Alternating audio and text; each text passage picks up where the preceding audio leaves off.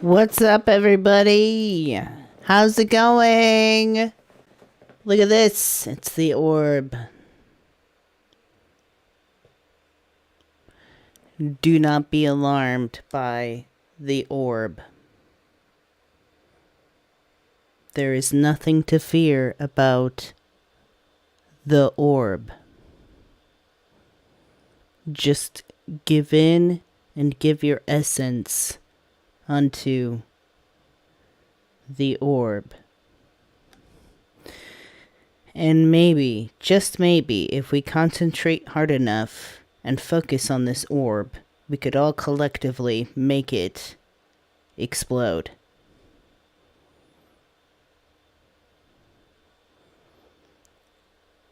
Anyways. Cheers for the orb. Anyways. Goodbye, orb. How is it going, everybody? I realize it is Saturday. It is not Friday. I apologize. I had some schoolwork to attend to. Some, quizzes and stuff like that. Just things I wanted to get through. So I decided to go live today. Just for a minute, though. It's going to be a relatively short stream, but that's okay. I just want to pop in and say hello. So, hello, you beautiful people. Let's crack a soda, shimmer down, and catch up with a couple of major things.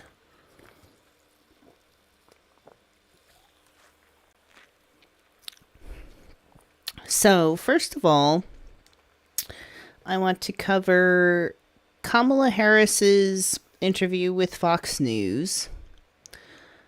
I missed that. That's going to be interesting.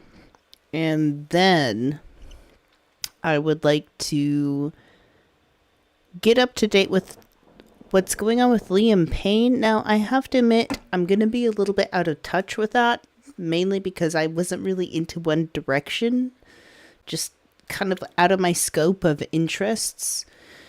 And then lastly, what's going on with Sinwar in Gaza. Really big stuff going on, so let's dive in. But before we do that, let's say hello to the people. And I apologize, my throat is a little bit dry because it's been very windy lately.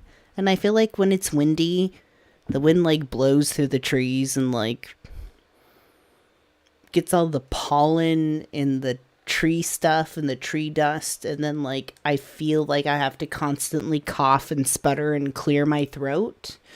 So if my voice sounds weird, it's because of that. And if I do this so that,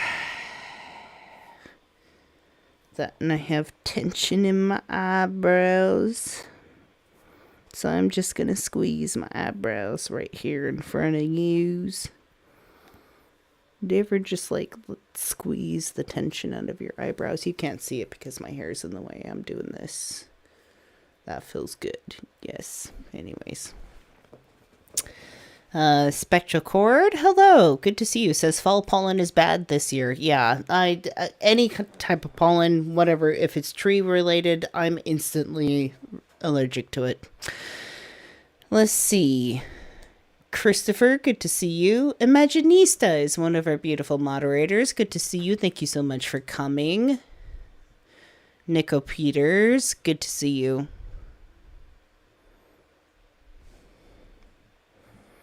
Doodle, it's a nice orb. I do have a nice orb. By the way, this is just like a little plastic light up orb. I got it for fun. Just thought the orb was a nice touch, and look at this. Let's put the orb there.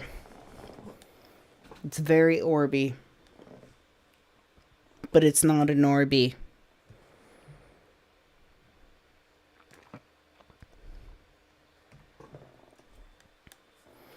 Yeah, I'm very allergic to pollen.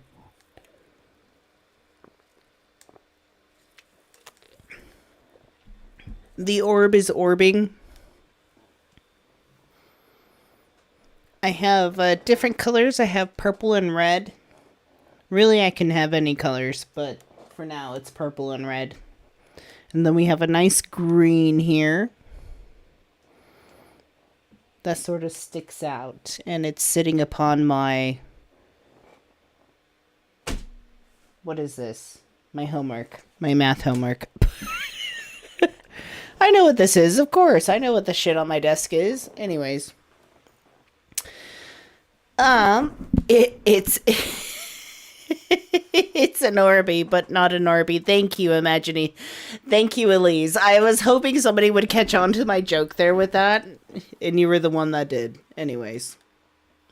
So, my hair is always like a mess. Anyways.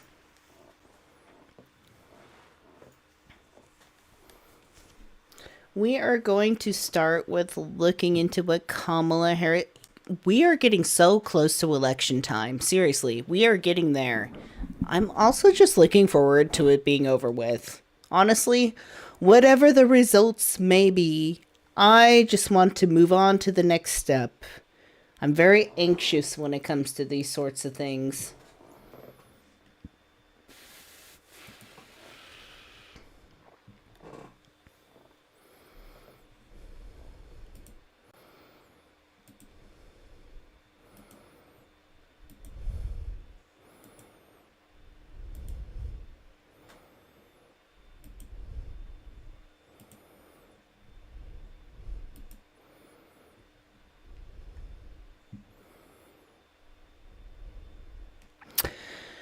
So where better to see the interview of Kamala Harris on Fox News than on Fox News? And thank you to Elise for spreading this to me because I have been so busy with schoolwork. I'm like, I don't know what's going on. Tell me what's going on. And Elise is like, I'll tell you what's going on. And here it is. Actually, I think Elise mentioned that she didn't exactly allow ads on Fox News. I don't want to allow anything from you on Fox News. Fine. Whatever.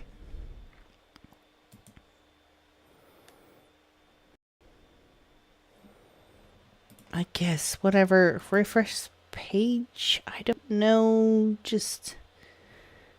Well, obviously that's not working. Okay. Back to the drawing board. Let's look at this.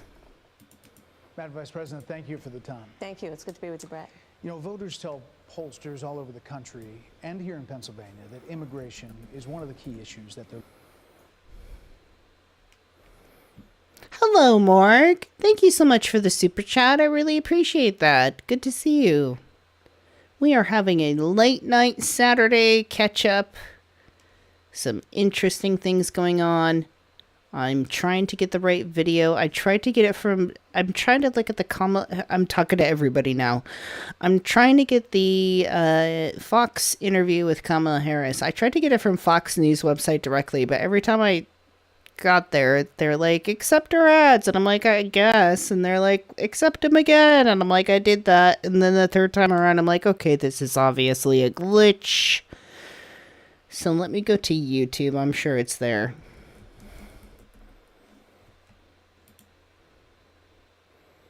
We are just getting rolling, honeys.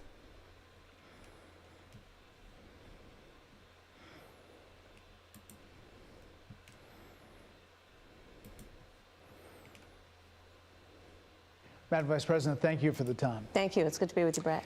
You know, voters tell pollsters all over the country and here in Pennsylvania that immigration is one of the key issues that they're looking at this election. And specifically... Oh, man, right into immigration, really? I mean, they're kind of running out of hysterical things to demonize and fearmonger about, so I guess they gotta dive into, like, whatever they have left. The influx of illegal immigrants from more than 150 countries. How many illegal immigrants would you estimate your administration has released into the country over the last 3.5 years? Well, I'm glad you raised the issue of immigration because I agree with you. It is a topic of discussion that people want to rightly have. And you know what I'm going to talk about. Yeah, but right do you, now, just a number. Do you think it's 1 million, 3 million? There's nothing more irritating than sort of okay. Let me preface this like I'm just looking at this generally, all right? I'm not trying to talk about this from a space where I'm saying Kamala is great or Kamala is horrible. Like, I'm just looking at what I'm looking at right in the moment, okay? But what I'm looking at right in the moment is when somebody asks you a question and you sort of divert or buy time to answer that question by sort of reiterating, repeating, or talking about that question a little bit first. So they're kind of at this moment where he's like, this immigration issue. And she's like, well, blah, blah, blah, blah, blah. And he's like, just give me the fucking number. I'm not saying he's good, great, bad, wonderful. She's good, great, bad, wonderful. I'm trying to give a neutral reaction to this right now. I'm trying to look at this from a sociological perspective, okay? Just a conversation between two people, all right? Brett, let's just get to the point, okay? The point is that we have a broken immigration system that needs to be repaired. So your Homeland Security Secretary said that 85% of apprehensions. I'm not finished. We have an it's a rough estimate of 6 million people have been released into the country. And let me just finish. I'll get to the question, I promise you. All right. Well, if I had a comment on the Fox interviewer, I would say, is this interview for you or the people? That's a good question. Do you think, I mean, it's Fox News, but honestly, like, on an honest level, do you think, like, he's asking these questions out of concern for the whole population, or just what he considers to be the population, or himself, or, like, his ideals, or the ideals of, like, the newsroom? Like, what do you think is going on here? Like, what kind of perspective do you think he's approaching from? And what do you think she has to, like, face or combat in that sense? Do you think it's brave of her to agree to talk to Fox News, or do you think it's a bad idea or a waste of time? What's your opinion on that? 5% of apprehensions. I'm going to tell you mine. Let's just think about those questions as we go into this. Finished. We have it's a rough estimate of 6 million people have been released into the country. Hi, Mark. Good to see you. Good to see you. I'm reading your thoughts. Let us soak in some more. Let's let this simmer. Let's let the stew simmer. But these are the kind of questions I want you to think about. Like, what kind of approach do you think Fox News is taking? What do you think this guy is taking? And how do you think Kamala agreeing to this interview, like, makes her look? Like, do you think this is a good decision, bad decision? Do you think this is a conversation worth time? Do you think this is an interview that is productive? Do you think anything good comes out of this, or do you think this is a waste of time? Or do you not think any of those things? Like, what do you think in between? Like, what do you think is going on here? Obviously, I know what's going on here. I'm trying to get you to think, and me to think. These are questions I'm asking myself as well. I'm not trying to be like a teacher, like telling you what to do, but like, let's think about these sort of like aspects with this interaction that's going on right here with this situation that's happening. Let me just finish. I'll get to the question, I promise you. I was beginning to answer. And when you came into office, your administration immediately reversed a number of... Okay, let me back up just a tiny bit. Just a tiny bit. 5% of apprehensions. I'm not finished. We have it's a rough estimate of 6 million people have been released into the country. And let me just finish. I'll get to the question, I promise you. I was beginning to answer. And when you came into office, your administration immediately reversed a number of Trump border policies. Most significantly, the policy that required illegal immigrants to be detained through deportation, either in the U.S. or in Mexico. And you switched that policy. They were released from custody awaiting trial. So instead, included in those were a large number of single men, adult men, who went on to commit heinous crimes. So, looking back, do you regret the decision to terminate Remain in Mexico at the beginning of your administration? At the beginning of our administration, within practically hours of taking the oath, the first bill that we offered Congress, before we worked on infrastructure, before the Inflation Reduction Act, before the Chips and Science Act, before the bipartisan Safer Communities Act, the first bill, practically within hours of taking the oath, was a bill to fix our immigration system. Yes, ma'am. It was called the U.S. Citizenship Act of 2021. Exactly. It was essentially a pathway to citizenship for the... Finish? Yes, ma'am. May I finish responding, please? But you have to let me finish, You please. had the White House and the House and the Senate, and they didn't bring up that bill. I'm in the middle of responding to the point you're raising, okay, and I'd like to finish. Yes, ma'am. Do you think he's being respectful of, like, her or do you think in his mind, and this is like totally speculation, do you think he's actually being respectful, but he's trying to like get her to move along? Do you think he thinks like maybe she's wasting time by talking about like bullshit, like, and trying to direct her? Or do you think he's genuinely being fucking rude here? I kind of feel the sense that he's being a little bit rude and impatient. I think for somebody who's being the interviewer, even if at the end result you cut some of that out, like, it seems like, especially when she said like several, like, it seems like multiple times, like, excuse me, I'm still talking, excuse me, I'm still talking.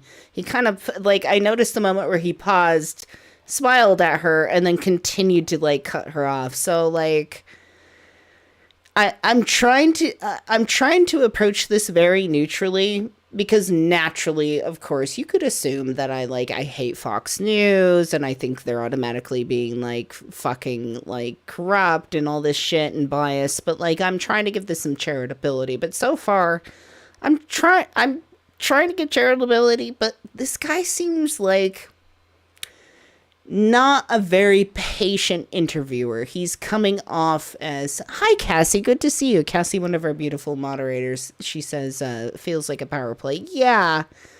Let's see, I'm seeing people say, rude. Christopher Smith just hurrying her along. Mark says, fucking rude. Christopher says she was late for the interview.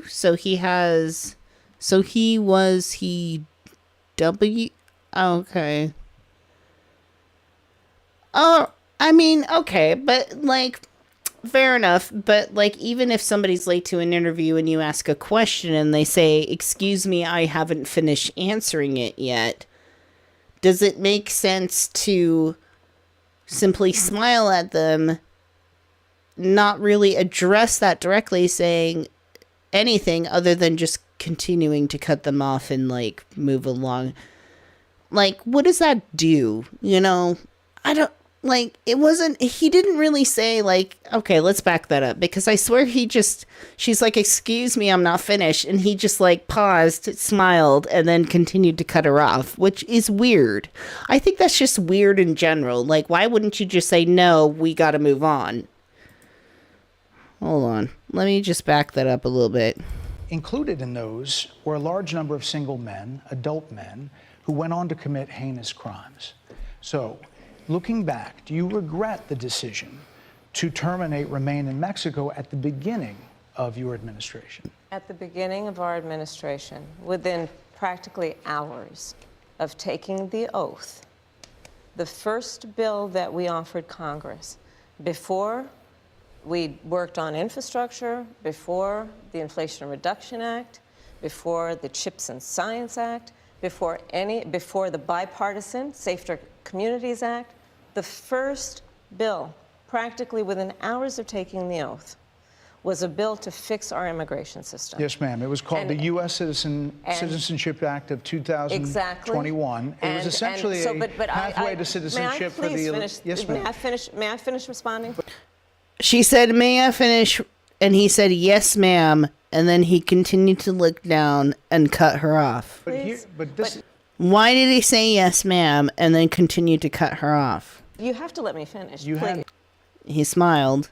The White House and the House and the Senate, and they didn't bring up... He smiled, and then he continued to cut her off. She said, may I finish? And he said, yes, ma'am, and then continued to cut her off. Responding to the point you're raising, and I'd like to finish. Yes, ma'am. Yes, ma'am. We recognized from day one that, to the point of this being your first question, it is a priority for us as a nation. And yeah, I'm sorry. That's the point I'm getting at. That's rude. That's right. Don't say yes, ma'am, and then smile, and then continue to like cut them off. That doesn't make any fucking sense. He's already establishing some tension here. I mean, you gotta. It's right there in front of our faces. He's trying. Christopher Smith says he's trying to aggravate her. I think that's probably why he's smiling. You know, I think that's. I understand what you're saying, and I'm not saying, I'm not talking about you or your opinion. I'm just, like, I'm going off of your idea. Like, your idea in general. Like, that's an interesting point to bring up. But if that's the case, that's kind of a stupid move, don't you think? And I don't mean you specifically, Christopher. I mean the whole, like, the whole room here, the whole chat room here. Like, if that's the case, like, that would seem really pointless, right? Because that's what everybody who you would know that doesn't like Fox News would expect of you. So wouldn't you want to like prove that otherwise by being a little bit more patient? Or do you generally think that this is the way to approach things? Mark says, yes, he would like to see her decomposed and disheveled. He would enjoy pushing enough that she loses her poise and makes mistakes. Yeah, it just seems sort of pushing and prodding and poking. Yeah. For the American people. Yes, ma'am. And our focus has been on fixing... Yeah, had kind of a little tinge of sarcasm, huh? ...a problem. And from day one, then, we have done a number of things, including to address our asylum system and put more resources, getting more judges, what we needed to do to tighten up penalties and increase penalties for illegal crossings, what we needed to do to deal with points of entry between border entry points. That's the work we did, and we worked on supporting what was a bipartisan effort, including some of the most conservative members of the United States Congress, to actually strengthen the border. That border bill would have put 1,500 more border agents at the border, which is why I believe the Border Patrol agents supported the bill. It would have allowed us to stem the flow of fentanyl coming into the United States, which is a scourge affecting people of every background, every geographic location in our country, killing people. It would have allowed us to put more resources into prosecuting transnational criminal organizations, which I have done as the Attorney General, former Attorney. It's so odd that we're having this conversation to begin with, considering that we just kind of forced Mexico to give up this land to begin with. Like, this was originally Mexico. I mean, at least I'm speaking for myself, who is in California, but it's, you know... a little odd to be picking and choosing. A little odd to take a look at the broad spectrum of geopolitical issues. General of a border state. Madam Vice President, a couple of things. Prosecuted trafficking of drugs, guns, and human beings. And Donald Trump, but let me just finish. Six Democrats voted against that bill. Learned about that bill and told them to kill it because he preferred to run on a problem instead of fixing a problem. And in this election, this is rightly a discussion that the American people want to have. And what they want are solutions, and they want a president of the United States who's not playing political games with the issue, I hear you, but actually is focused on fixing it. Six Democrats voted against that bill. It would have allowed 1.8 million illegal immigrants into the country a year. A lot of conservatives had a problem with it. These are the six Democrats. But more importantly, back to the original premise, Jocelyn Nungary, Rachel Morin, Laken Riley, they are young women who were brutally assaulted and killed by some of the men who were released at the beginning of the administration, well before a negotiated bipartisan bill. Former President Clinton actually referred to Laken Riley Sunday, campaigning for you in Georgia, saying if those men had been properly vetted, Laken Riley probably would not have been killed. So if it wouldn't have happened, this is well before any negotiation. This is well before Donald Trump got involved in the politics. This is a specific policy decision by your administration to release these men into the country. So what I'm saying to you, do you owe those families an apology? Let me just say, first of all, those are tragic cases. There's no question about that. There is no question about that. And I can't imagine the pain that the families of those victims have experienced. I don't have the actual. So I'm taking a look at this situation. They're trying to talk about the border issues. He's bringing up a few examples of consequences from people being led across the border without being vetted properly, that were probably didn't have good enough intentions. But here's something that is a common pattern that is not a new take. It's not a miraculous, like, unique take. That people who align with Fox News and sort of conservatism and things like that is they tend to be prejudiced against certain types of groups of people. They have prejudiced ideas. What's the word? I'm losing words right now. I'm at a loss for words. But anyways, it's interesting to me that this kind of falls along the lines of the same thing. It's like, here's a group of people that we're very concerned about, and I'm talking about the context or like the perspective of people who were into Fox News, and like from this guy right here, it's like, here's a group of people that we don't like, and it's really scary. And because a couple of them have done precisely what we imagine they would do in the most horrible sense possible, we assume that across the board the other people are going to be that way. And it happens not only from people from Mexico, it happens with a lot of minorities. It happens with people of color, black people. It happens with LGBTQ issues. It happens with trans people, gay people, all that sort of stuff. It's sort of like, let's look at these specific cases and stuff. It's like, you can't obviously deny that those cases are horrible, right? It's like, it's such an odd question to try and like corner somebody in, being like, hey, your advocacy for this huge number of people, I don't think is good because of these few that have done something very bad. And in a way, I think while he's trying to elevate the issue of like these examples of women who were victims of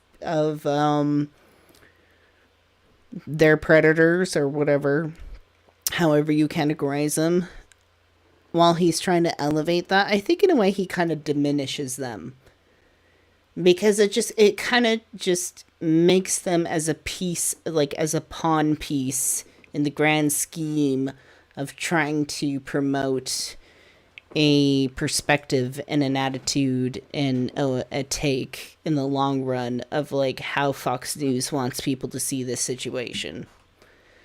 So while they're trying to be like, look, we're the ones that care the most about these girls, I think they care the least, frankly. I think it's just exactly what they need to put up on the stage to get what they want. Psh. Experienced for a loss that should not have occurred. So that is true. It is also true that if a border security had actually been passed 9 months ago, it would be 9 months that we would have had more border agents at the border, more support for the folks who are working around the clock trying to hold it all together. Madam Vice President. To ensure that no future harm would occur. And this election in 20 days will determine whether we have a president of the United States who actually cares more about fixing a problem, even if it is not to their political advantage in an election, because there was a solution, Brett. I mean, I gotta admit, I personally am not very well dressed in border issues, and neither is she, have I noticed. Neither is Kamala, but that's just my opinion. That's my take. It's my opinion. Madam Vice President, it was a policy decision in the early part of your administration. I will let one of the mothers talk about it. Take a listen.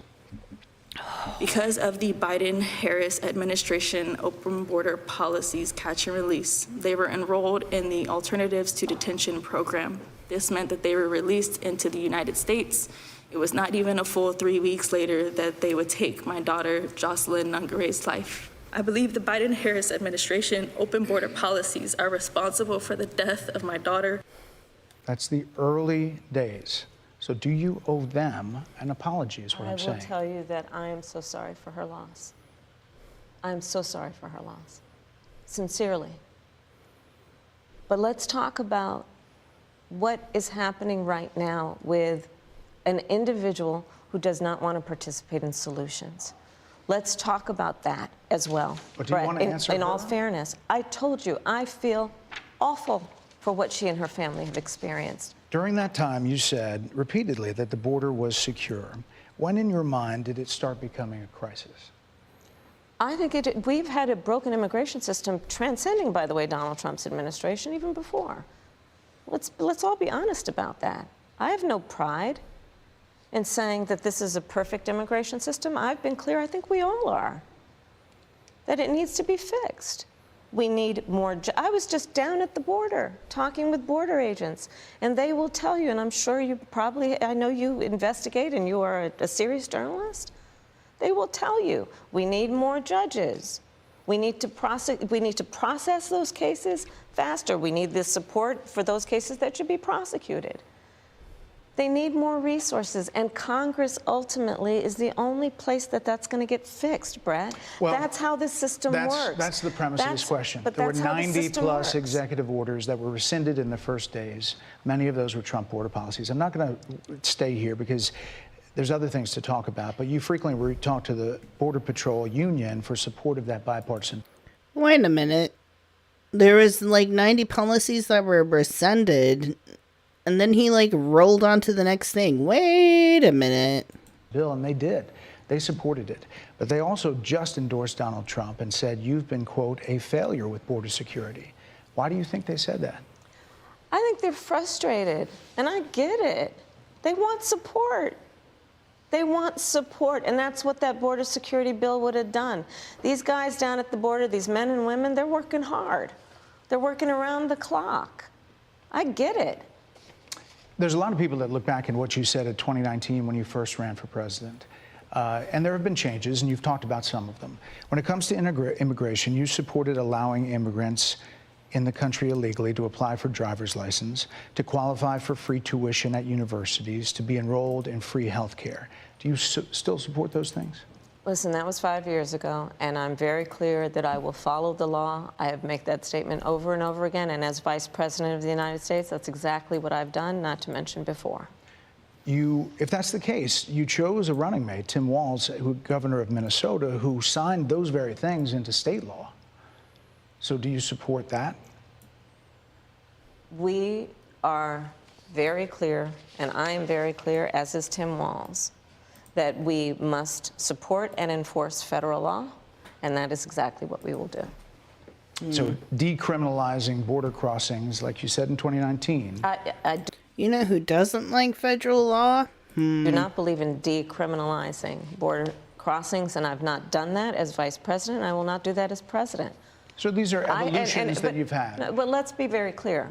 I'm the only person who's running for president who has prosecuted transnational criminal organizations, from the Sinaloa cartel to the Guadalajara cartel to people who have trafficked in guns, drugs, and human beings. I have spent a significant part of my career going after people who present a threat to the safety of the American people and cross our border with the intent of doing us harm and cross our border illegally. And I will do that work as Vice President. I take that work quite seriously. This is a time when voters, especially here in Pennsylvania, are inundated with commercials and ads. They just want it to stop because it's every commercial. But many of them add noise, but a few of them seem to break through. This particular one from the Trump campaign has gotten a lot of attention. Kamala supports taxpayer-funded sex changes for prisoners. Surgery. For prisoners. For prisoners. Every transgender inmate in the prison system would have access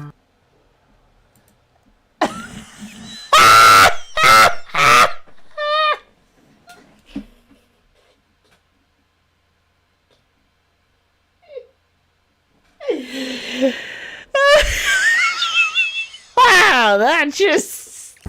Where do we go? What happened? What happened? We were walking along a trail, we were going for a hike, and suddenly we tripped and fell down a hill of trans people. What happened? Trans prisoners, sex changes for prisoners. God damn. What happened? What happened here? What happened? Okay. I gotta back that up. Because I swear to God, I was just on that edge of getting, like, bored, and my mind was barely starting to wander, and suddenly it was like, shoom, shoo, shwa. Transgender sex changes in prison. Ooh. All right, I gotta back up. We got it. That was beautiful. Doing us harm and cross our border illegally, and I will do that work as vice president. I take that work quite seriously. This is a time when voters, especially here in Pennsylvania, are inundated with commercials and ads. They just want it to stop because it's every commercial. But many of them add noise, but a few of them seem to break through. This particular one from the Trump campaign. This one broke through. Kamala supports taxpayer-funded sex changes for prisoners. Surgery. For prisoners. For prisoners. Every transgender inmate in the prison system would have access. So are you still in support of using taxpayer dollars to help prison inmates or detained illegal aliens to transition to another gender? I will follow the law, and it's a law that Donald Trump actually followed. You're probably familiar with, now it's a public report, that under Donald Trump's administration, these surgeries were available on a medical necessity basis to people in the federal prison system. And I think, frankly, that ad from the Trump campaign is a little bit of like throwing, stones when you're living in a glass house. The Trump aides say that he never advocated for that prison policy and no gender transition surgeries you know what? You got to take responsible for what happened in your administration. Yeah, no surgeries happened in his presidency. It's in black and white. Would you still advocate for using taxpayer dollars for gender reassignment? I will follow the law, just as I think say Donald Trump would say he did. You would have a say as president. Like I said, I think it's he spent $20 million on those ads, trying to create a sense of fear in the voters because he actually has no plan in this election that is about focusing on the needs of the American people. Whereas, at $20 million on that ad, on an issue that, as it relates to the biggest issues that affect the American people, it's really quite remote. And again, his policy was no different. Look at where we are, though. They say on plans for the American people, I'm offering a plan to deal with affordable housing. I'm offering a plan to deal with what we need to do to strengthen small business. I'm not really caring for her answers. It's not that she's... I mean, she speaks well when she knows what she's talking about, but, like, she kind of... Dieters a bit. That's just my opinion.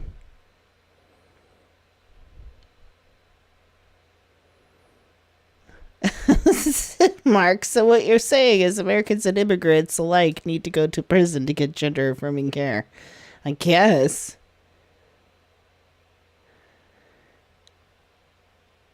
Trans scaremongering. Oh my fuck. I got get my transition through prison system, I'll tell you what. Which are the backbone of America's economy. I am offering a plan that is about taking care of young parents and giving them the support they need. My plans for the economy will strengthen the economy, as have been reviewed by 16 Nobel laureates, Goldman Sachs, Moody's, and recently the Wall Street Journal, which have all studied our plans and have indicated my plans for our economy would strengthen our economy, his would make them weaker, would ignite inflation and invite a recession by the middle of next year. Those are the facts. Why do you think more people say they trust him on the economy than they trust you? I think that when you look at an analysis of our plans for what we would do as President of the United States, it has been clear to those who study and understand how economic policy works that moving forward, because I do believe the American people are ready to turn the page on the divisiveness and the type of rhetoric that has come out of Donald Trump. People are ready to chart a new way forward, and they want a president who has a plan for the future and a plan that is sound and will strengthen our country. My plan for the economy does exactly that. His plan would be, again, to give tax cuts to billionaires and the biggest corporations in our country and blow up our deficit. It's interesting you said turn the page, Madam Vice President. You were asked on 2 different shows last week what, if anything, you would do differently than President Biden. Here's what you said. Would you have done something differently than President Biden during the past 4 years?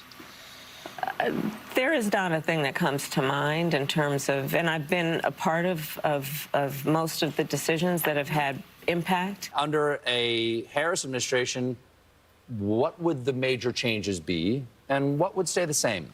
Sure. Well, I mean, I'm obviously not Joe Biden. I know. And so that would be one change in terms of, but also I think it's important to say with, 28 days to go, I'm not Donald Trump. So, you're not Joe Biden, you're not Donald Trump, but nothing. And you know what? That's pretty much the only reason I'm voting for her. Like, I mean, personally, I'm just telling you, on my personal interest in this whole thing is I'm not pro Kamala by any means, but the fact that I'm voting against Joe Biden and Donald Trump in general. I just want to get those two out of the fucking picture. That's my attitude. And I know there's issues with Kamala. I don't give a fuck at this moment. And so that's pretty much as she states. I'm not Joe Biden and I'm not Donald Trump. That's why I'm voting for her. Thing comes to mind that you would do differently? Let me be very clear. My presidency will not be a continuation of Joe Biden's presidency. And like every new president that comes in to office, I will bring my life experiences, my professional experiences, and fresh and new ideas. I represent... I don't know, because I don't think people think about the idea of, like, when you vote, you don't necessarily have to vote for something. Like, your vote could definitely be considered against something, you know what I mean? So, like, I'm quite literally just voting against the president currently and the previous president. It doesn't have to be about, like, what you're for. It could be, like, what you're voting against. A new generation of leadership. I, for example, am someone who has not spent the majority of my career in Washington, D.C. I invite ideas, whether it be from the Republicans who are supporting me, who were just on stage with me minutes ago, and the business sector, and others who can contribute to the decisions that I make about, for example, my plan for increasing the supply of housing in America and bringing down the cost of housing, addressing the issue of small businesses, which is about working with the private sector to bring more capital and access to capital to our small business leaders, including my plan for a $25,000 down payment assistance for first-time home buyers and for small businesses, extending the tax deduction from $5,000 to $50,000. We've heard a lot about those plans in recent days. Your campaign slogan is a new way forward, and it's time to turn the page. You've been vice president for 3.5 years, so what are you turning the page from? Well, first of all, turning the page from the last decade in which we have been burdened with the kind of rhetoric coming from Donald Trump that has been designed and implemented to divide our country and have Americans literally point fingers at each other.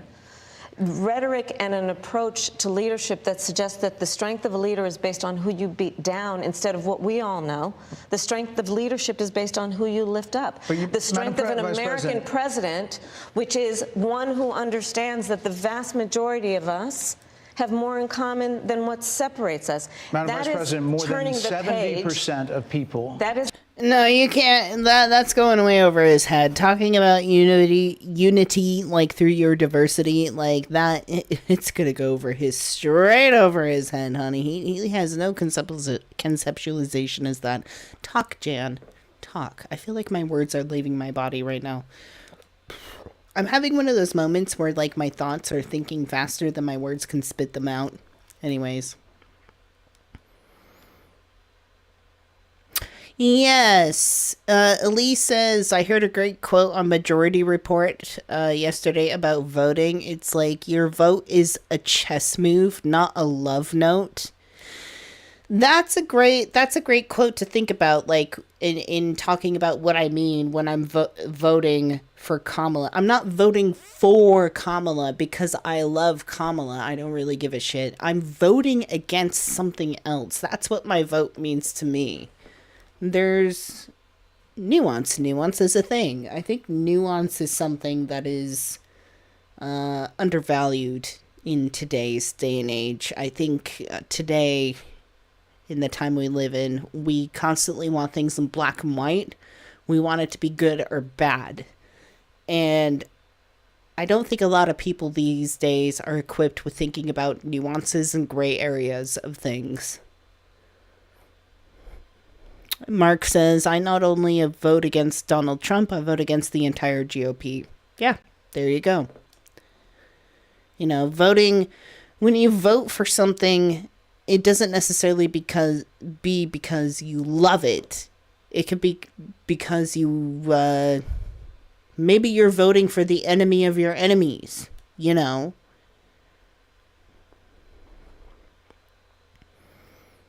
So, interesting something to think about, especially as the election is coming up. And for the record, I'm never going to tell you how to vote. That's for you. But I'm definitely going to talk about aspects of voting, such as the concepts of voting for something versus against something. Like, what are you voting for? What are you voting against? Because voting for somebody could not necessarily be because you like them. It could be because, as Elise said, it could be like a chess move. Not necessarily because it's a love note. So think about that and share anything that you feel when you think about that. It's about turning the page on rhetoric that people are frankly exhausted of, Brett. More than 70% of people tell the country is on the wrong track. They say the country is on the wrong track. If it's on the wrong track, that track follows 3.5 years of you being vice president and President Biden being president. That is what they're saying, 79% of them. Why are they saying that? If you're turning the page, you've been in office for 3.5 years. And Donald Trump has been running for office.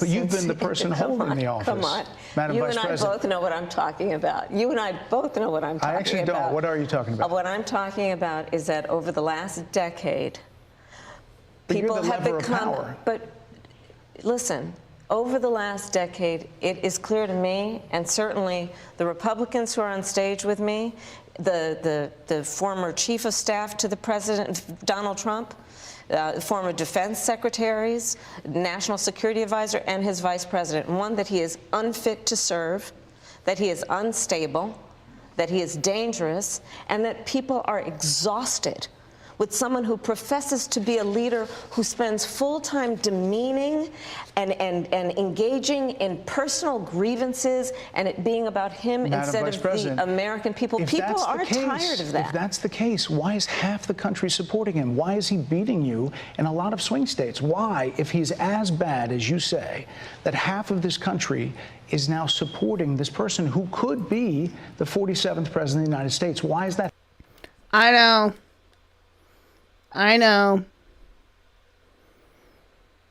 know. Because we live in a system and a society that's very capitalistic and conflictive and supports the general few being more educated and up top as far as earnings and money, and keeps the working class like stupid and poor and undereducated. And because they're undereducated, they're easily like swayed. I know. I could write. Who else could write a 20-page essay on this question alone? Raise your hand. Who else could write a whole ass dissertation on this? We live in a society. Exactly. I swear this is a dissertation question. Like, I've got a thesis, I got 3 paragraph bodies, and I got a conclusion, baby. Straight up. Mark says also keeps the working poor titled against each other. Working poor natives versus the working poor recent immigration. Exactly.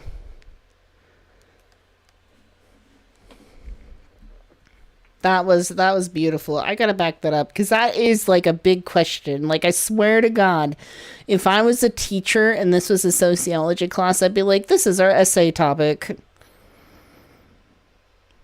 I want a 5-page essay, like 4 to 5 page essay, like 1,400 words about this. Over the last decade, it is clear to me, and certainly the Republicans who are on stage with me, the former chief of staff to the president, Donald Trump, former defense secretaries, national security advisor, and his vice president. One, that he is unfit to serve, that he is unstable, that he is dangerous, and that people are exhausted with someone who professes to be a leader who spends full time demeaning and engaging in personal grievances and it being about him instead of the American people. People are tired of that. If that's the case, why is half the country supporting him? Why is he beating you in a lot of swing states? Why, if he's as bad? Yeah, why is half, why, and you know what?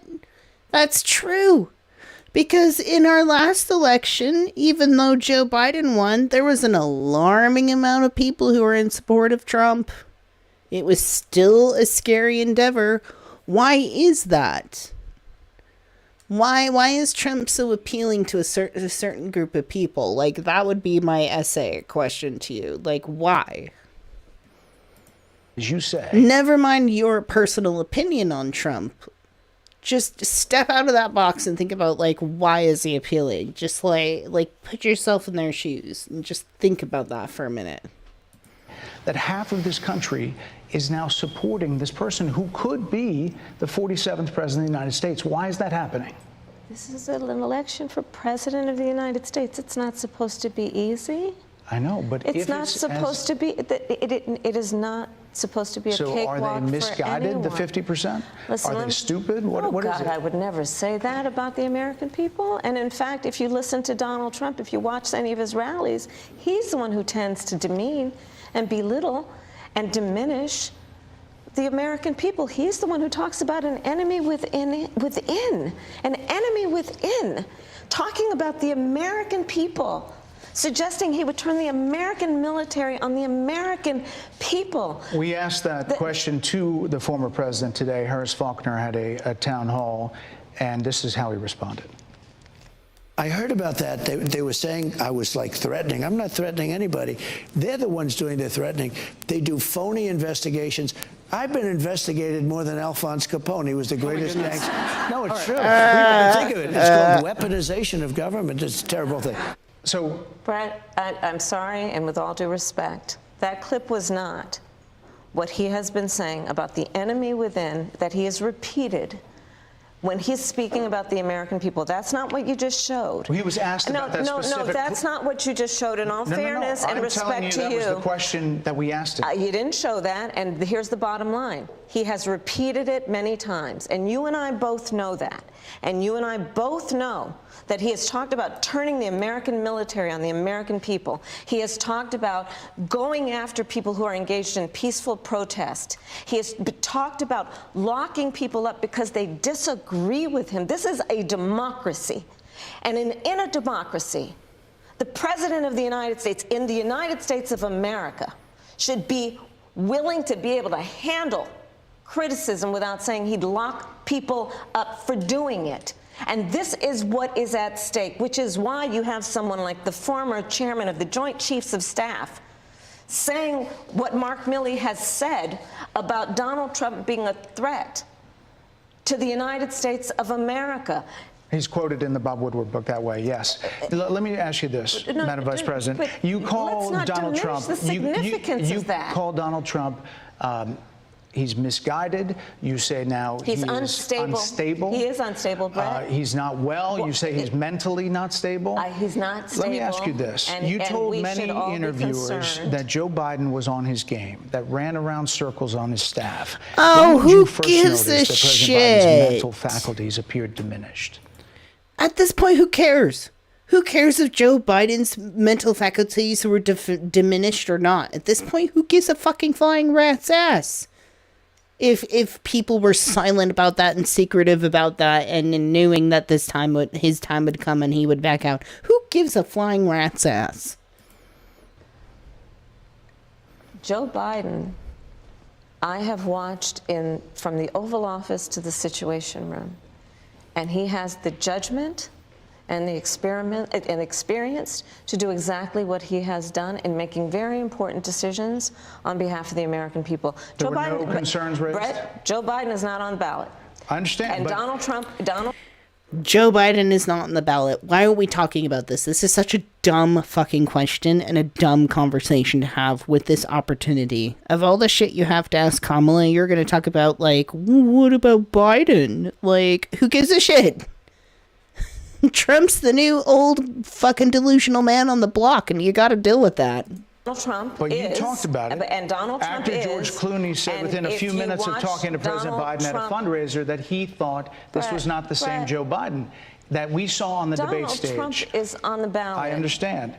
You met with him at least once a week for 3.5 years. You didn't have any concerns?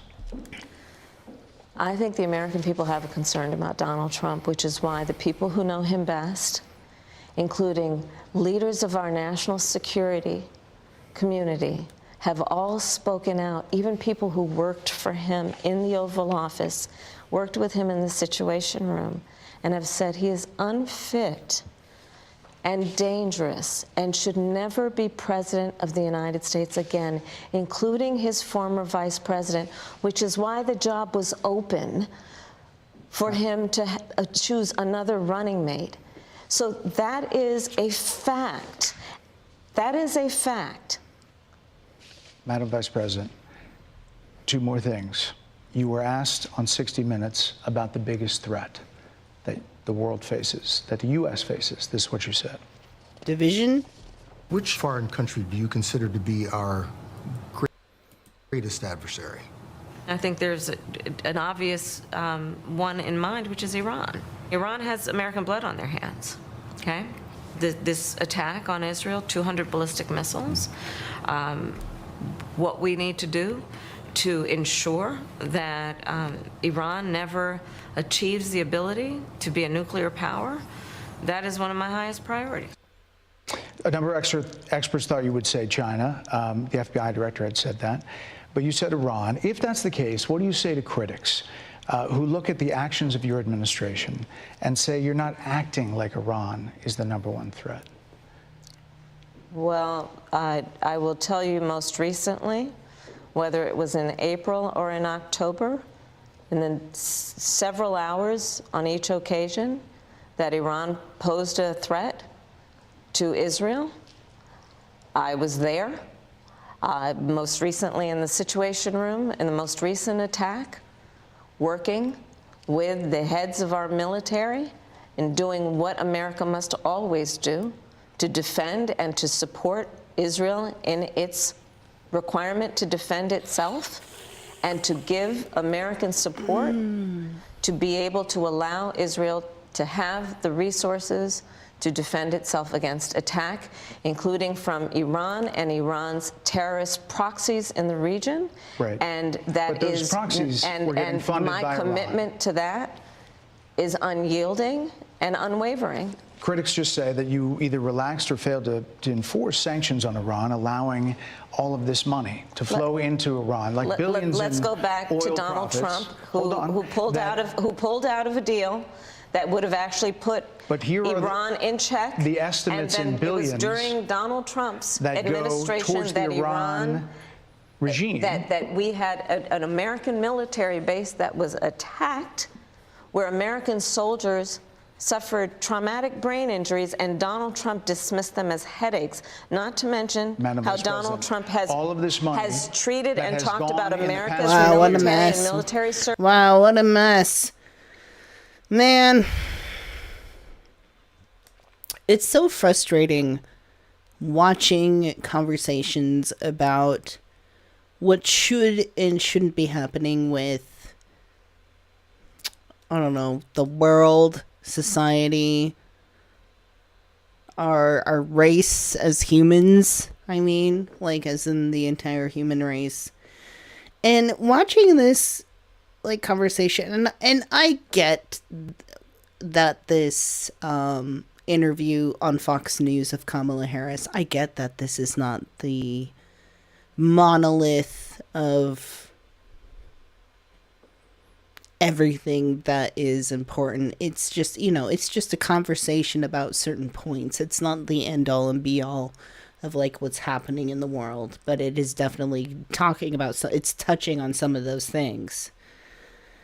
But it is so tedious and like convoluted, and it's like nobody can really have an honest raw conversation about it. It's always masked and controlled and contorted by an ulterior or motive or narrative. Very strange, very frustrating to just have issues going on in the world and nobody can really have an honest conversation about it. Service people Critics calling say them that it goes to suckers and Hezbollah, losers Hamas, has diminished and the Houthis. We're significance. talking over each other. I apologize. Well, But you're I would like that we would have. We're talking over each other. I apologize. No, you're not listening. Why invite Kamala on there and not listen to what she has to say? Like, you could have easily like just recorded this and edited out like any extra shit she was talking about that's like kind of like irrelevant to the situation. But it's so freaking odd where he's just like, oh, I'm sorry. Yes, I am interrupting you. I'm going to continue anyways. Have a conversation that is grounded in full assessment of the facts, which includes, I think this interview is supposed to be about the choices that your viewers should be presented about this election, and the contrast is important. Yes, ma'am. And on the subject of Iran, I am offering what should be an important contrast that is presented for folks to make a decision and there are critics that they feel. who look at what the administration did and say and think differently. Madam Vice President, they're wrapping me very hard here. I hope you got to say what you wanted to say about Donald Trump. There are a lot of things. There's more to say. I have much more to say. There are a lot actually. of things that people want to learn about you and your policies, and Yes. that's why we invited you I invite here. everyone to go to kamalaharris.com, and you will see that I have 80 pages of policies that are quite comprehensive and should be accessible to anyone who would like to read them. And it includes what I intend to do about affordable housing, what I intend to do about small businesses, what I do And that's why we invited you here, to see where you were in 2019 and where you are now. America's military and ensure we have the most lethal and best fighting force in the world. Madam Vice President, And they're giving me a hard rap Well, here. I thank you for the time. I thank you for the time. It's good to meet you. Thank you very much. Thank you. Hey, Sean Hannity here. Hey, click here. Wow, I need a cigarette after that. I'm not really. I'm joking, but like that's kind of like how it makes you feel. Jesus Christ. I think my takeaway is like precisely what I was talking about earlier. It's like it's just so strange to have such tedious and convoluted conversations about like really important things that are happening in the world. But because there's so much like political overtones and like certain narratives certain narratives like underpinning the conversation, it's like you can never get like the actual real thing out of it. It's just what people want you to think like they're thinking about it. Strange people. What's going on next? Who is Lily? Okay, so last Wednesday, which was October 16th, we have this crazy couple of deaths going on involving Liam Payne, who is apparently a singer in One Direction. I gotta admit, I'm not familiar with One Direction at all. Also, on the 16th, we have the death of the official Hamas leader, Sinwar. And that, well, that's a big thing going on. Let's look at Liam Payne for a minute. So Liam Payne is, let's look at this, English singer and songwriter, widely known as a member of the pop group One Direction. Okay. What happened to him? I tried to look up any sort of like controversies, allegations, something that led up to this, and there's just really not much that's coming up about it. And that's where I'm just kind of like curious, because typically, and in a nutshell, this is a celebrity death situation, and it's alleged that he took his own life by jumping off a third-story building of a hotel.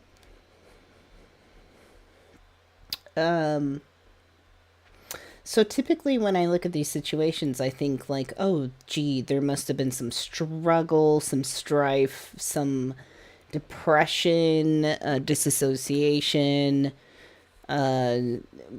problems, quandaries with the self and identity that leads up to like a suicidal or a situation. Jeez, we can't say those words. Where, you know, he permanently unsubscribes from life.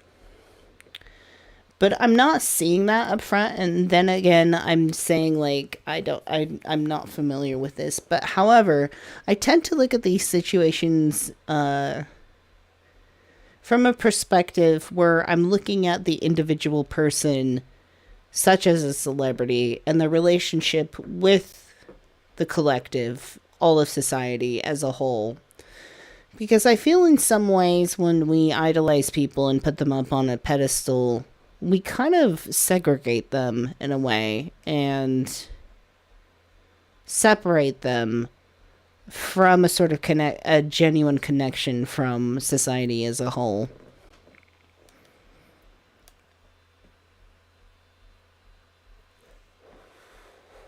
So in a way, I feel bad for celebrities that take their own lives, because I feel like there's a different pressure of living, and there's a lack of genuine sustainability and nurturing in their development and growing as a person. And there's entirely too much expectations put upon them.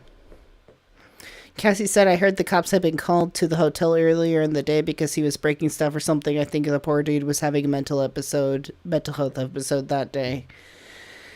And that's an interesting conversation to bring up too, is mental health in association with being a man. We don't talk about that a lot.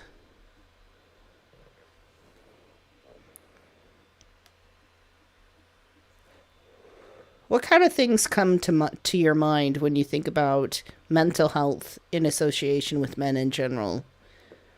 Do you think society tends to apply mental health to men the same as they do to everyone else? Or do you think they have like a peculiar expectation of them when it comes to mental health? Some different, different expectations.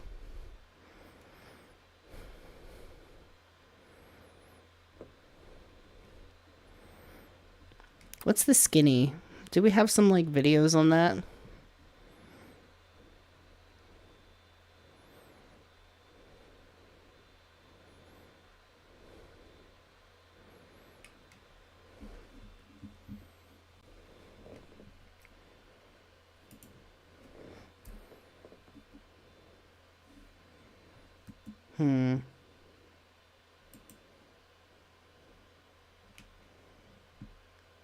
Let's see. Liam Payne shares final posts from social media in Argentina. Morning, everybody. A lovely day here in Argentina. This is the breakfast table. Just enjoying coffee and breakfast, even though it's like 1 p.m. Literally, we sleep in every day until at least 12. We're such losers. No. No.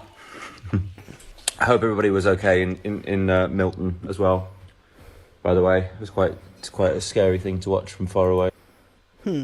What's the rundown?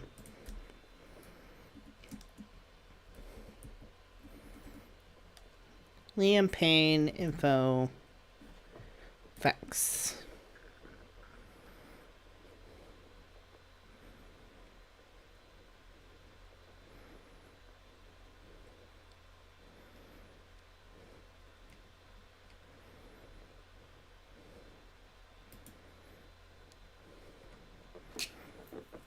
What comes as devastating news? Former One Direction member Liam Payne has passed away in a tragic accident. But there's so much more to his story than just fame and music. Here are some things you may not have known about the star. Liam first auditioned for The X Factor in 2008 when he was just 14 years old.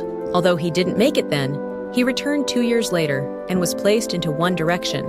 He faced bullying at school and took up boxing as a way to defend himself and build mental.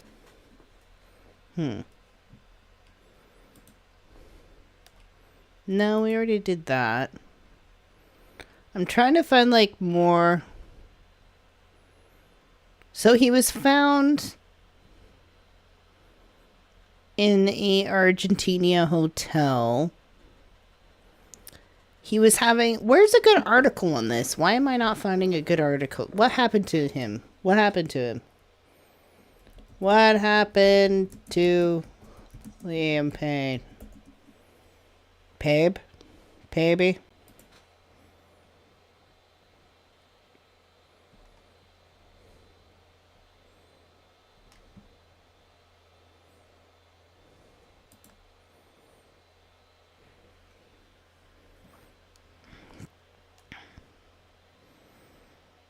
So he died Wednesday. Let's see. Former One Direction band member Liam Payne died at age 31 on Wednesday after calling from a third floor of the Casa Sur Palermo Hotel in Buenos Aires, Argentina. According to police, the exact circumstances surrounding his death are under investigation, this was posted yesterday.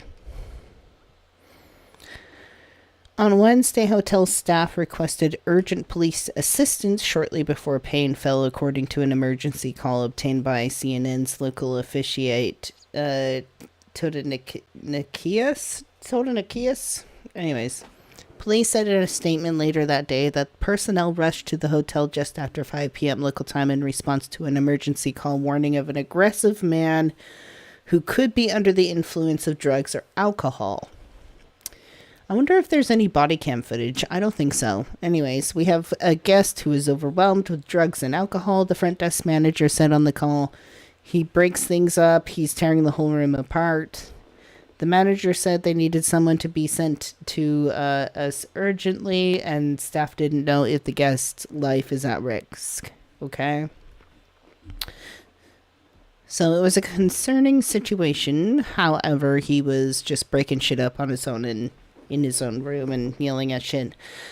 So anyways, hotel staff could not enter the room where the guest had been staying for 2 to 3 days, the manager said on the call. Investigation on Thursday, the public prosecutor's office in Argentina said that the statement that is investigating Payne's case and that everything indicates that the musician was alone when the fall occurred and that was experienced some kind of episode during the substance abuse. Okay, so he was on drugs and he voluntarily, I guess that's the idea. Like, he was definitely having an episode, but they don't know if he did it deliberately or if it was just an accident. But even if he did it deliberately under his mental episode, would that be considered like a true intention? Or would you consider that an accident as well? So anyways, when reached by CNN on Thursday, Pablo communications director for Buenos Aires police declined to clarify the statement provided to AP and referred to CNN as the prosecutor's office for more information. Payne's injury suggested he might not have been fully conscious at the time of his fall. Okay, interesting. The public prosecutor's report suggested due to the position in which the body was found and the injuries from the fall, it is presumed that Payne did not adopt a reflexive posture to protect himself, and he may have fallen in a state of semi or total unconsciousness.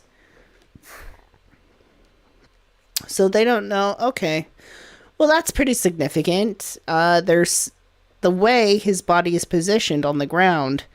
It doesn't look like he was alive during the time in which you would sort of flail your arms in a certain way and react in a certain way, and that would translate in the after effects. They're saying, like, this is kind of like the position somebody who wasn't conscious would fall in.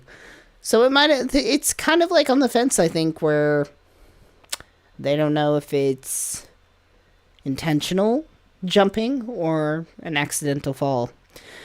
Of course, this is yesterday. I don't know what's happened today. I think I heard something where they said that it might have been more geared towards him actually jumping himself.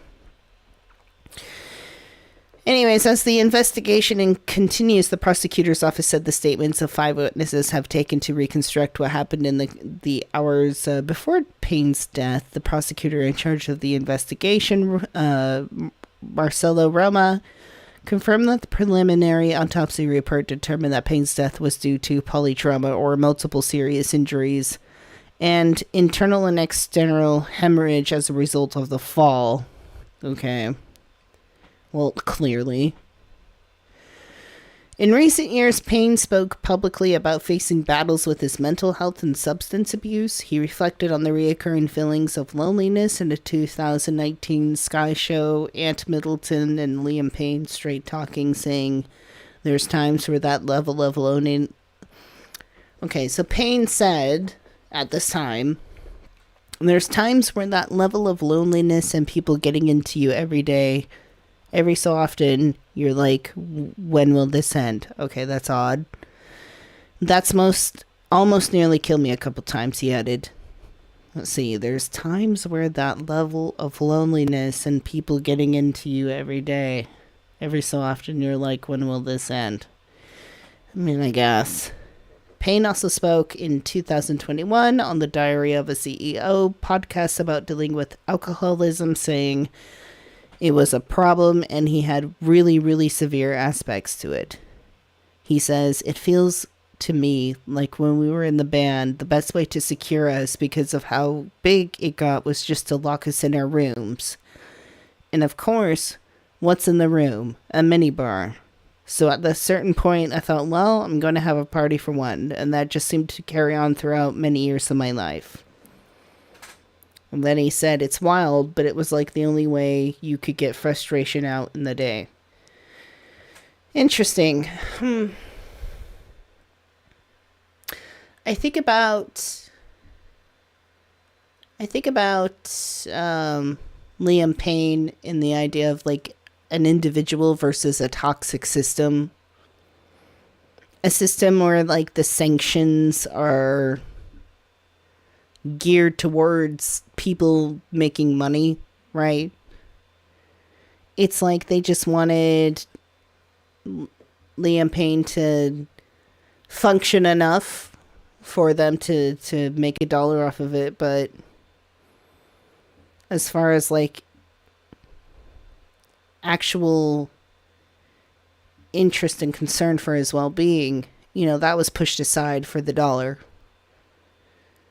I just think of like kind of like an animal in a cage, right? It's like, well, we gave the animal like sunshine and food and water and surely that's the basic things it needs, and it's like, but it doesn't have that degree of freedom to explore and grow and explore its own potential. It's really sad. What's this? And we have some breaking news just into CNN. Liam Payne, one of the stars of the former boy band One Direction, has died at the age of 31. Let's get straight to CNN's Elizabeth Wagmeister. Elizabeth, this is shocking news. I'm sure his fans are devastated. Tell us. 31 is not old at all. I'm 36. Like, that's not old. That's sad. More. This is shocking news. We are just confirming with police in Buenos Aires that Liam Payne has died at the age of 31. Police say in a statement that he fell from the 3rd floor in a hotel. I want to read you part of the statement that we have obtained from police in our... I'm going to let this play. I need to go grab a new drink. I forgot to stack my little mini fridge. Argentina, Jake. They say in the afternoon that police personnel were directed to the hotel after a 911 call where they were informed about a, quote, aggressive man who could be under the influence of drugs or alcohol. Those are all the details that we have now. Obviously, this coming as a huge shock. This is not somebody who was sick or who there were any concerns that that fans were aware of. As you hear from the police statement and from these limited details that we have, this obviously sounds like a horror that he fell from the 3rd floor in a hotel when they found him. As you said, Jake, millions of fans are going to be devastated about this news. Liam Payne was one of the members of One Direction, which was founded after the boy banders met on the reality show The X Factor and went on to be one of the most successful boy bands of all time. Liam Payne, along with Harry Styles, is, of course, a name that everybody knows. And this band has been broken up for quite a few years, but his millions and millions of fans around the world have remained. What had he been doing, Liam Payne, in the years since One Direction broke up? That's kind of like what's a question to me, is like what led up to this. But I think that's the natural question people have when somebody meets a demise that's sort of self-inflicted in a certain way by means of depression or mental health struggles. Even if it's accidental, it's based in and a result from some sort of decay. But I wonder, what led up to that point. And that's why I keep referring back to, a relationship between, a person and societal expectations. And does everybody have the same set of societal expectations as others? Do you have the same societal expectations as somebody else? As somebody of, a much diverse, background. Interesting. It's getting late. I want to wrap things up. I don't know much about... I just feel sad, when people are sort of victims to Hollywood and things like that. So, moving on. We have some big news. Yahya, I don't know how to pronounce the first name. I think it's Sinwar. How do you pronounce his name? I've never had to vocally talk about this, so I don't know how to pronounce this. I read it in my head a certain way.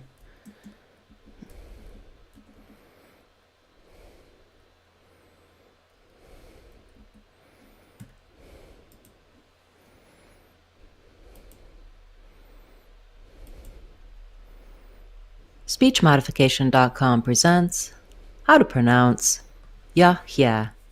Yahya. The first letter A in Yahya says the ah vowel like father.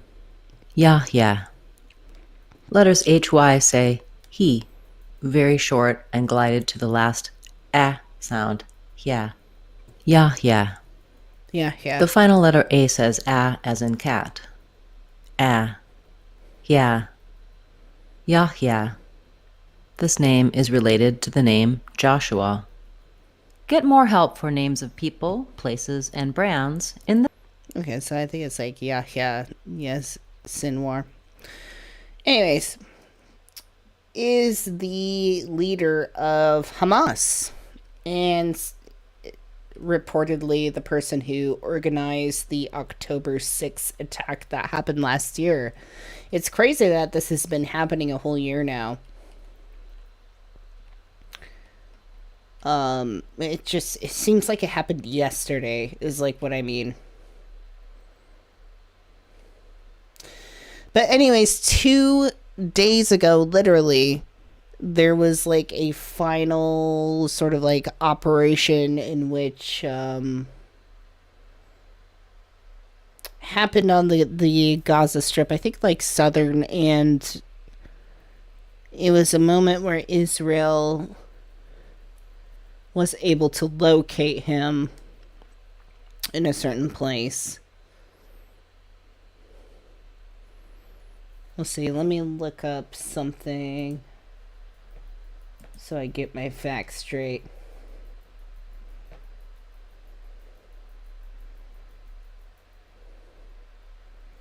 Alright, so his death occurred in the southern Gaza Strip as Israeli forces focused on dismantling Hamas's leadership structure. Israeli military sources indicated that Sinwar had been directly involved in planning and executing those attacks, referring to October... Oh, it was October 7th, not 6th, sorry. His elimination came after an intense airstrikes and ground operations aimed at key Hamas leaders in his final moments. Sinwar was reportedly located by Israeli intelligence and killed in a targeted strike. Details on whether there was a direct combat... Okay, so... pretty much everything is being destroyed in Gaza. Israel is raining hell down upon them.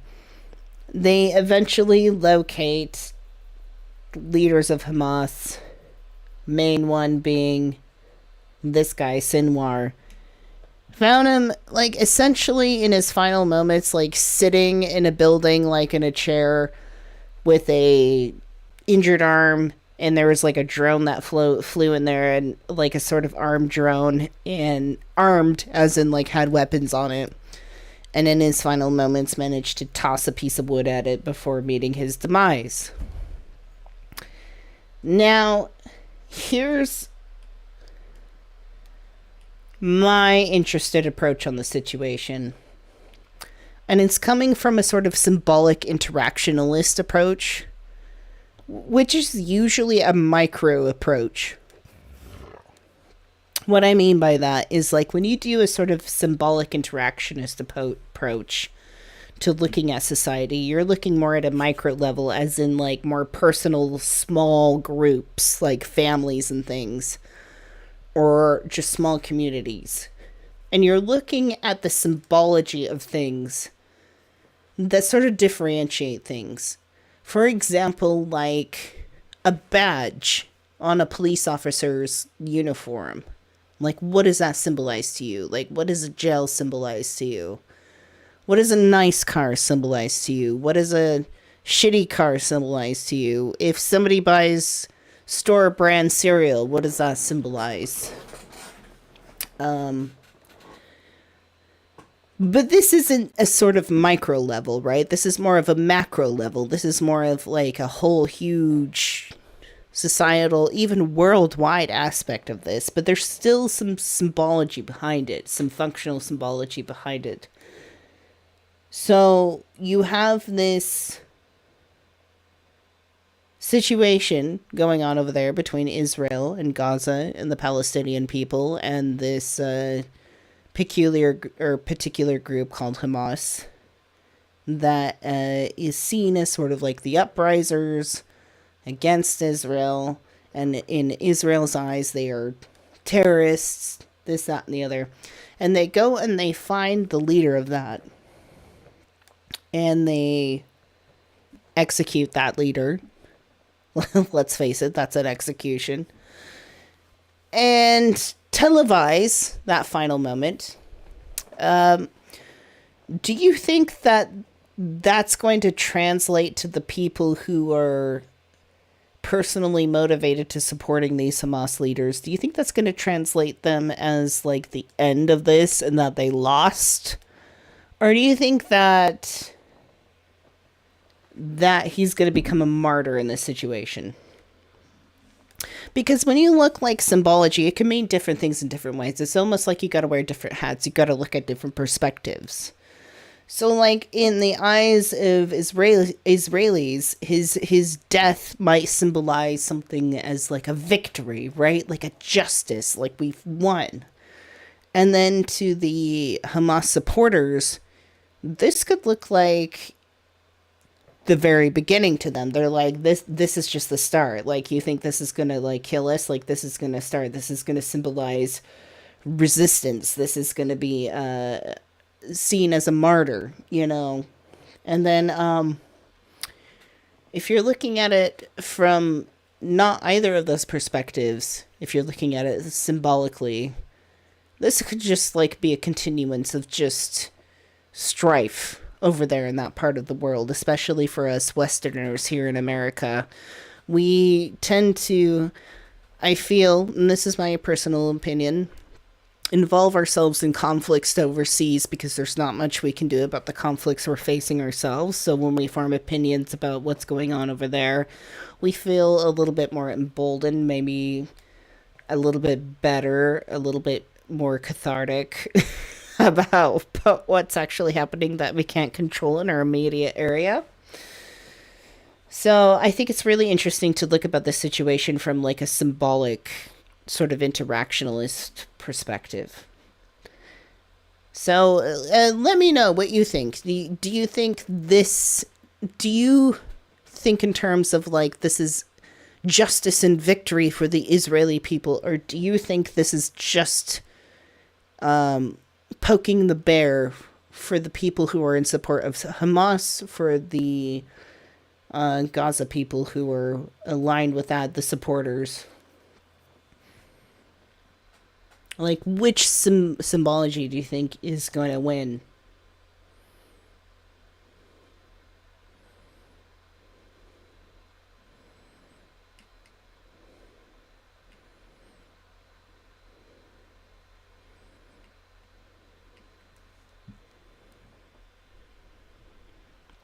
Martyr for sure. Got that. My throat is tired. I don't think I can read this whole thing. Also, this is like from one source. What is this? What am I looking at? Oh, NBC.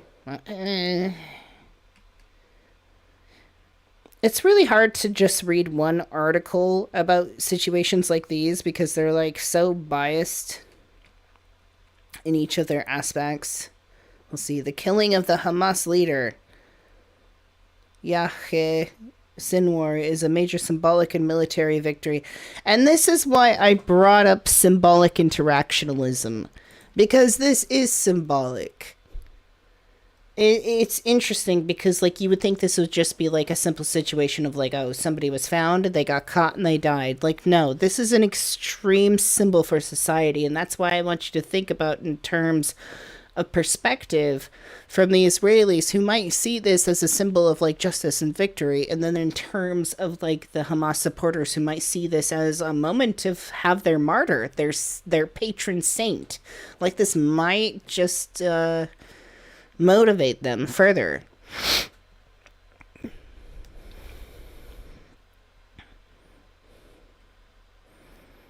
Let's see. Killing of the Hamas leader is a major symbolic and military victory for Israel a year after the hardline ideologue masterminded a devastating terrorist attack that shattered the country's sense of security. But it's unclear whether Sinwar's demise will open the door to the release of Israeli hostages held by Hamas and the war on Gaza, or diffuse the broader tensions between Israel and Iran, former U.S. officials in the regional analysis said. So this is interesting. This whole devastating issue has been going on since October 7th last year.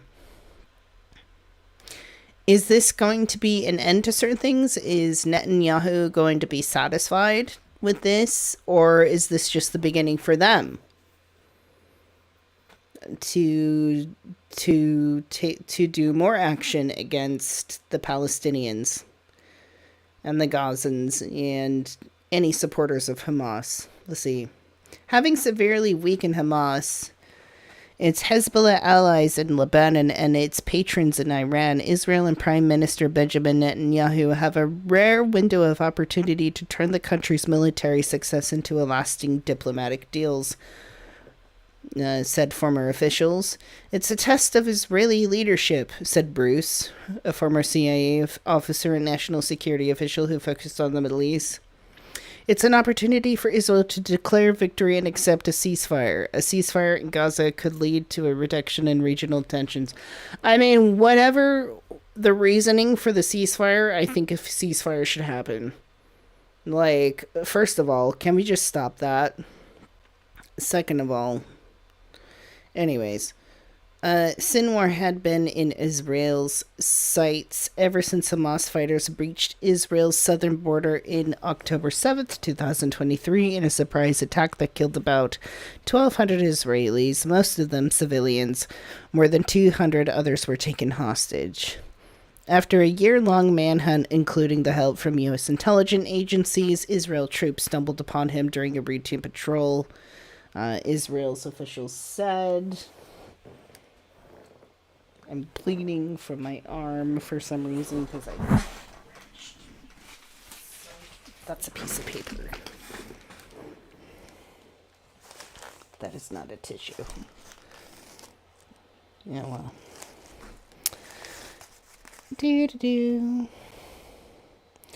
Biden administration officials view Sinwar as an uncompromising, ruthless figure who was unmotivated by the suffering and the deaths of more than 40,000 Palestinians as a result of Israel's retaliation for the October 7th attack. Did I read that right?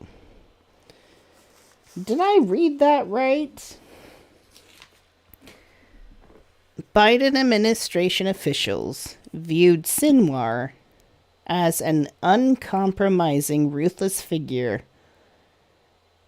who was unmoved by the suffering and deaths of more than 40,000 Palestinians as a result of Israel's retaliation.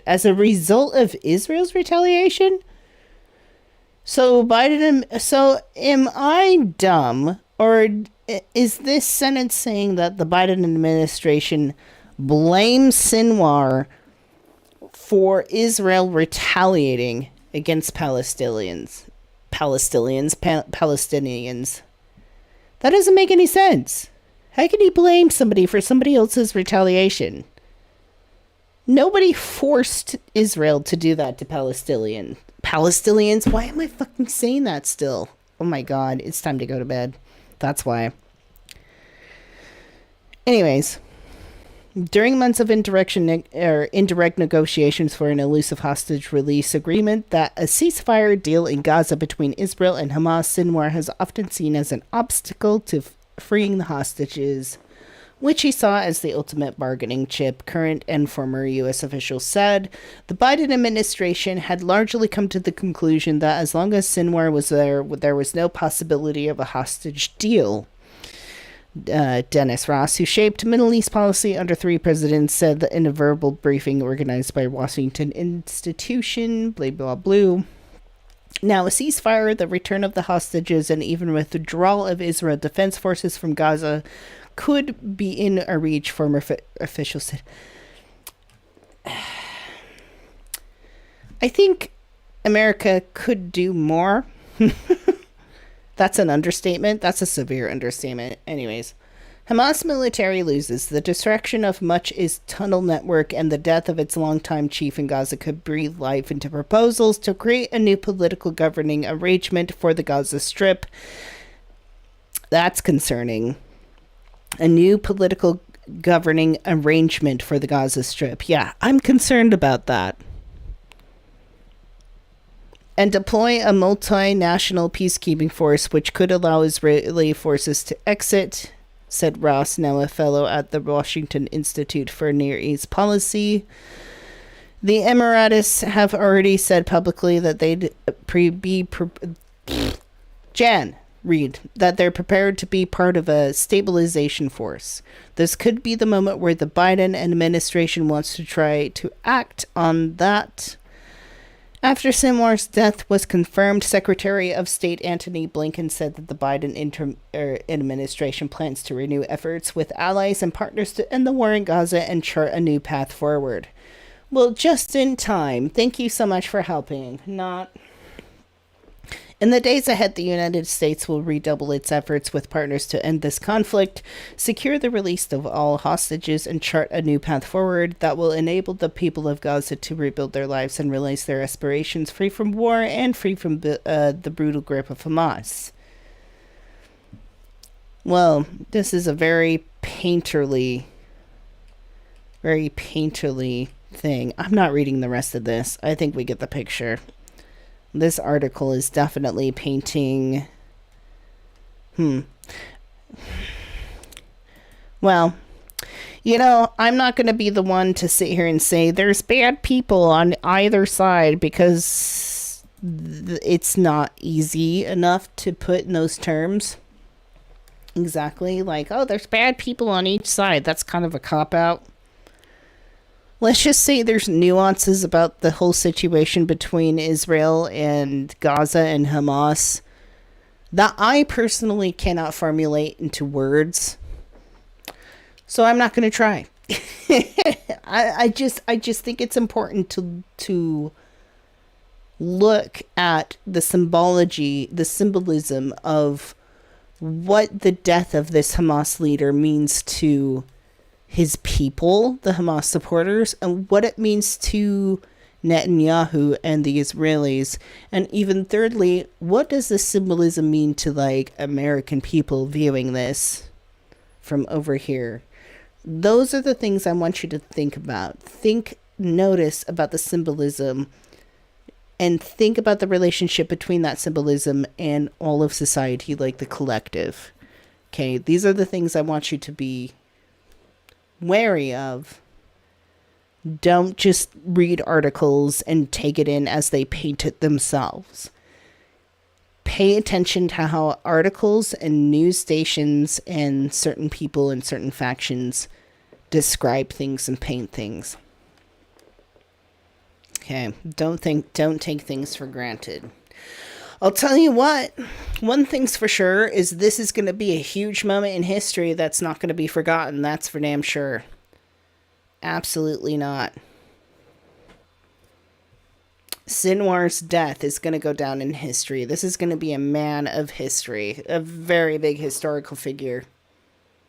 Definitely not forgotten in any context.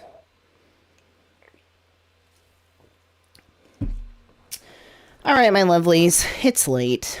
I want to go to bed early so I can wake up and do some homework. Thank you so much for joining me tonight. Thank you so much to our beautiful moderators, Mark, Susan. Susan, good to see you. I think I forgot to say hello to you, but I did see you in here. Elise, Cassie, good to see you. Everybody who came by to visit. Spectral, LaDonna, much more. Scrolling up. Diddle, I don't know your name. Christopher, Liz. Excellent. Yeah, nice chill night. Very chill. Very demure. Very demure. My legs hurt because I did a bunch of squats yesterday. So, when you do a bunch of squats enough to where, your muscles hurt, it's those specific muscles in your thighs and in your butt that you use to, sit down on the couch or the toilet, and it hurts so much. It's just I can't even sit up and sit down. So I'm going to go deal with that. Susan says, hope to see you at the Nexus class tomorrow. Yes, tomorrow is the Nexus class. You can follow the Oculus or Morgue officials channels to get a hold of the Nexus class, which talks about Neogenian, the Neogenian system. I might pop in and say hi. Otherwise, I shall be working on my essay for English class. For my writing class. Anyways, if you enjoyed the stream, please like, share, all that stuff. I love you. Please have a good weekend, and we will see you soon. Okay? Okay. Stay smart, stay thinking, look at the symbology of things, and don't be persuaded and don't allow people to paint perspectives for you. Be mindful of perspectives, okay? All right. Take care, everybody. Bye. Take care, everybody. Take care. Oh, the orb. And remember, give your soul into the orb. Give your essence to the orb. Okay. Good night, everybody. Have a good weekend. We'll see you. We'll see you. Take care of yourselves. Drink water. Do all that shit. Bye.